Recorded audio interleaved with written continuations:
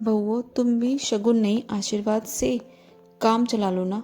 शादी का घर है, 100 काम पड़े हैं और आप अलग पीछे पड़ी हुई हैं।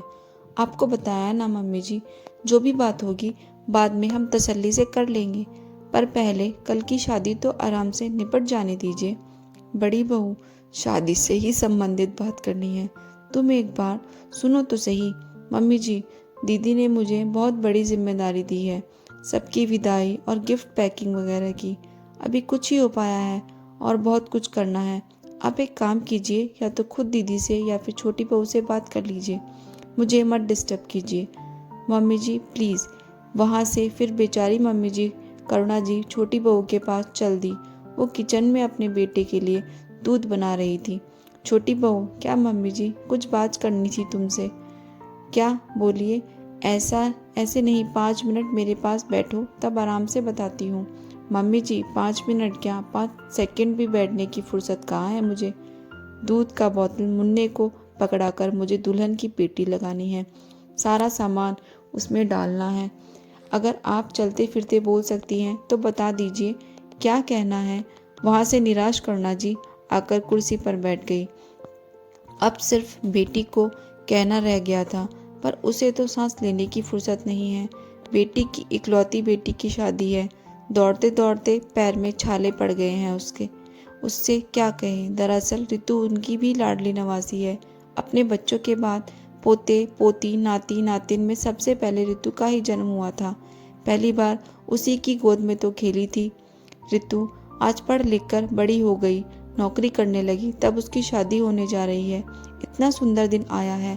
खैर, अब बात ये थी कि जिसके लिए वह व्याकुल थी कि अब तो उसे ऐसा लग रहा था कि नए दामाद को देने के लिए बेटे बहू उसे कुछ ना कुछ जरूर ला कर देंगे। पर दोनों बहुओं ने अपनी अपनी तरफ से दिए जाने वाले साड़ी गहने तो दिखा दिए, पर दोनों में से किसी ने नहीं कहा या पूछा कि मम्मी जी आपको भी कुछ देना है या आप भी कुछ देना चाहती हैं। उल्टे उसने जब कहा और मेरे देने के लिए कुछ नहीं लाई, तो दोनों ने उसका मजाक बना दिया और बोली मम्मी जी आपका तो आशीर्वाद ही काफ़ी है, वही भर भर के दे दीजिएगा और क्या।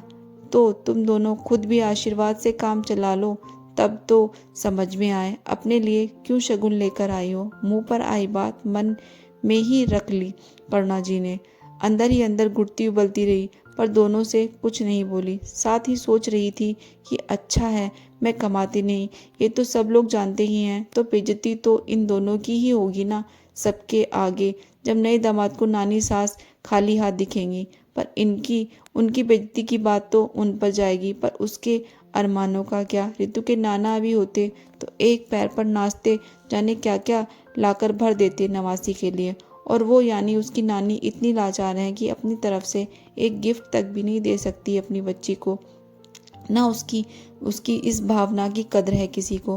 पैसे से कभी खास प्रेम तो रहा नहीं उसे, ना अब वैसी ज़रूरत है पैसों की। पर हाँ, बेटी जब मिलती है ज़बरदस्ती कुछ ना कुछ रख देती है हाथ में, पर उसके दिए पैसे भी पोते पोतियों पर खर्च कर देती है। वो ज़रूरत भी क्या है पैसों की, सारे खर्च तो पूरे कर ही देते हैं बेटे बहुएं, पर पास में पैसे होने चाहिए। अब उसे इस बात का एहसास हो रहा था। तब याद आया कि उन्हें पान खाने का बड़ा शौक था, तो शादी में उसके पिताजी ने एक छोटी सी पानदानी भी चढ़ाई थी, हमेशा साथ रखते थे वो। उस पानदानी को बाहर निकलते वक्त भी उसमें पान बंधवा कर ले जाते थे। वो अब उसके पास पड़ी है, जहाँ जाती है ले जाती है, उसी को साफ करवा कर दे देने का विचार आया था मन में। पर आज के युवा को पानदानी का क्या काम, सोचकर इस निर्णय पर पहुंची कि उसे सुनार के पास बदलकर उसी से कोई और चीज़ ले लेगी। सोचते हुए वो उस पानदानी को लेकर सब कब से इधर से उधर घूम रही है, पर किसी को उसकी बात सुनने की फुर्सत हो तब तो। सोचा बड़ी बहू को देकर कहेगी इतने कम में सोने की कोई चीज़ तो आएगी नहीं, चांदी का कुछ ला दे उसके लिए बाजार जाकर, क्योंकि धातु देना शुभ होता है। खुद भी तो दोनों बहुएं दे रही हैं। बड़ी वाली दामाद के लिए अंगूठी और छोटी भांजी के लिए कान के बूंदे लाई है। अरे कुछ नहीं तो एक चांदी का सिक्का ही ले आती उसके लिए, पर कौन सोचता है अकेली भी कहीं जाकर कुछ नहीं ला सकती, क्योंकि यहाँ कुछ देखा सुना हुआ तो है नहीं। दूसरा सब सवाल करने लगेंगे अलग। तभी नवासी ऋतु कमरे से उनकी बेटी रेखा के साथ निकली। रेखा की नज़र माँ पर पड़ी। मम्मी, आप यहाँ अकेली बैठकर क्या सोच रही हो? कुछ नहीं, कहीं जा रही हो तुम दोनों? नानू देखो ना, मुझे पार्लर जाना है, पर मम्मी कह रही है पार्लर वाली को यहीं बुला देगी। कुछ काम वही ज़्यादा बेहतर होते हैं, लेकिन मम्मी मान नहीं रही। करुणा जी बेटी की तरफ देखने लगी। देख रही हो मम्मी, आजकल के बच्चे कुछ समझना ही नहीं चाहते। मेरा तो शादी से 8 दिन पहले ही निकलना बंद हो गया था, और कल शादी है और इन्हें आज जाना है। जमाना बदल गया है रेखा, हमें भी बदलना चाहिए। सुनना, ऋतु के पर्स में एक लोहे की चाबी या लोहे का कोई भी सामान डाल दे, और अगर कोई दिक्कत ना हो तो मैं चली जाती हूँ उसके साथ। एक्सीलेंट आइडिया नानू, आप बहुत अच्छे हो। ऋतु उछल पड़ी।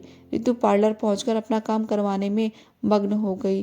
करुणा जी वहीं बैठकर आसपास देख रही थी। मन काफ़ी बेचैन था, तो एक से उन्होंने पूछ ही लिया, बेटा आसपास कोई छोटी मोटी ज्वेलर की दुकान है क्या? हाँ हाँ, यहीं बगल में इस पार्लर से लगी एक दुकान है, आप देख लीजिए ना। पार्लर के दरवाजे को खोलते ही बगल वाली ज्वेलरी दुकान देखकर करुणा जी की बाँछें खिल उठी। दुकान काफ़ी बड़ी थी। भैया चांदी की कोई ज्वेलरी दिखाना। दुकान वाले कई चीज़ें दिखाई, पर करुणा जी को एक छोटी सी मछली बहुत पसंद आई। वो उनकी पानदानी के बदले में मिलने वाली रकम में आ भी जाती। यही दे देना भैया। उसे पैक कराकर वापस अपनी जगह पर आकर बैठ गई करुणा जी। ऋतु का काम खत्म होने के बाद दोनों वापस घर आ गई। मछली का गिफ्ट लोग बड़ा शुभ मानते हैं। ले लिया, अब मन शांत लगता है। कल जब दोनों बहुएं देखेंगी तो बहुत चक्की रह जाएंगी। बाद में बताऊंगी उन्हें सारी बात। सोचती सोचती अपनी पानदानी खोने के दुख और नए दामाद के लिए शगुन लेने की मिश्रित भावनाओं में डूबी करुणा जी जाने कब सो गई, उन्हें भी पता नहीं लगा। अगले दिन दोपहर के वक्त रस्मों के लिए तैयार होती दोनों बहुओं और बेटी ने उन्हें कमरे में बुलाया।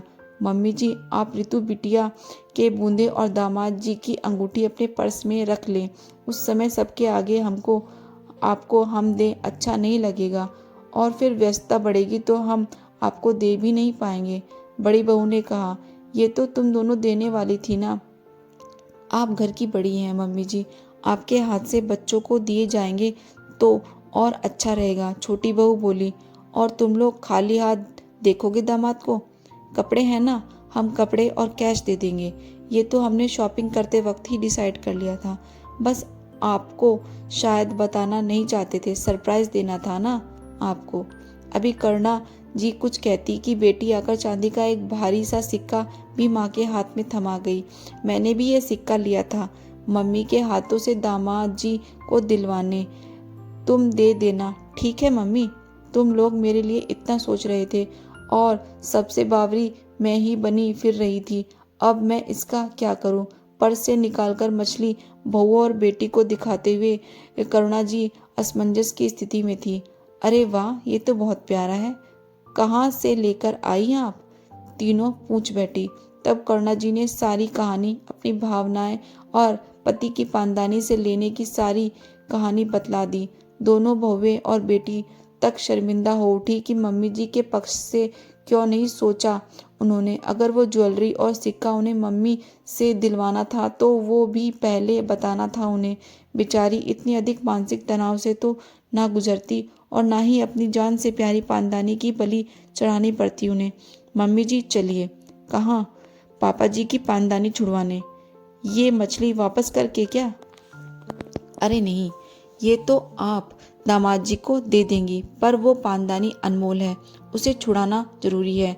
बड़ी बहू बोली, गलती हम तीनों की है भाभी, हमने माँ के लिए तो सोचा ही नहीं, उनसे उनकी भावनाओं का एक बार भी पूछा नहीं। वो क्या चाहती हैं, उनके दिल में क्या चल रहा है, ध्यान दिया ही नहीं, बल्कि अपने मन से ही उनके लिए भी क्या होना चाहिए डिसाइड कर लिया। वो तो अभी भी पापा जी और उनकी निशानी ही काम आई ना मम्मी के, जो वो अपने अरमान पूरे कर पाए। बोलते बोलते रेखा की आंखें भीग गई।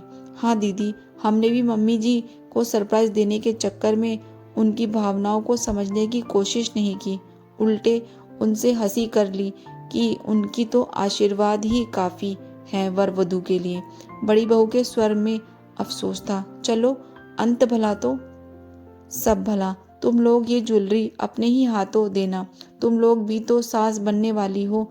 और रेखा के लिए हुए इस चांदी के सिक्के को मैं रितु बिटिया को दे दूंगी।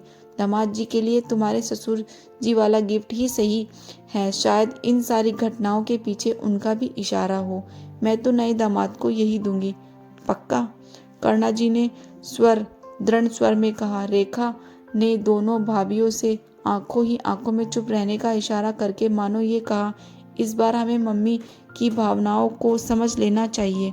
दोनों ने सहमति से सर हिला दिया और पापा जी की उस आखिरी निशानी को लाकर मम्मी जी को थमाने चल पड़ी। दोस्तों, आपको मेरी कहानी अच्छी लगी तो मेरे चैनल को सब्सक्राइब जरूर कीजिए। Thanks for watching. Please subscribe my channel.